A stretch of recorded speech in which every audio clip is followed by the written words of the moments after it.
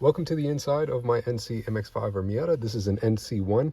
I've just removed the center console. I've got another video on how to do that that's linked in the description below. And in this video, we're going to be replacing the handbrake assembly. First thing is we're going to undo this electrical coupler here. That's your parking brake sensor.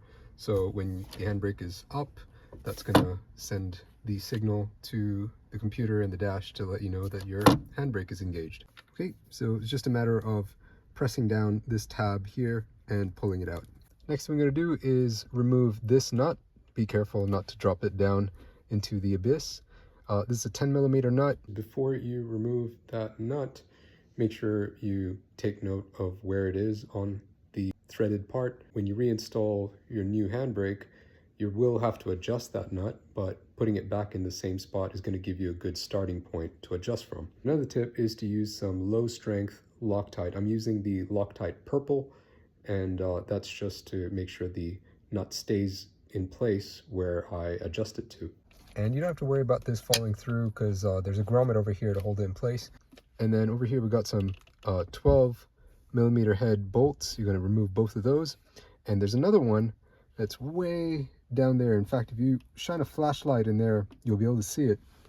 And the way to get at that is you've got to take off these clips, peel back the carpet, and you'll have to use a offset wrench, and it's also a 12mm head bolt. An offset wrench, stick it down in there, and then take your time to remove that bolt. And another thing that'll give you room to work is put the seat, the right side seat, in the forwardmost position, and where the belt buckle, or where it kind of curves inwards like this. So that's going to give you a bit more room to reach down in here. You can see I've got a wrench in here, bolt down there, and it's going in like this.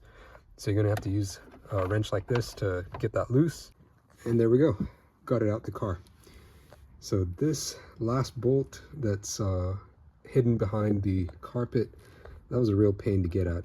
You probably can't see where it is, but it's kind of down there. There's a bit of a recess for that bolt to go through. And something like this is definitely not going to work. This is a ratcheting wrench that I have, and even the flex head ratcheting wrenches, they're not going to work. They're going to interfere with this panel over here. The only way you're going to get at it is with an offset wrench, 12mm offset wrench, and you just got to take your time with it. Go one little stroke at a time. Put it on, wrench it over, put it on, crank it over, and eventually it gets loose enough where you can squeeze your hand through. And I actually put both my hands through, and I was trying to use my middle finger on either hand to kind of turn it, rotate it like that, using this hand to push it down and the other hand to pull it up.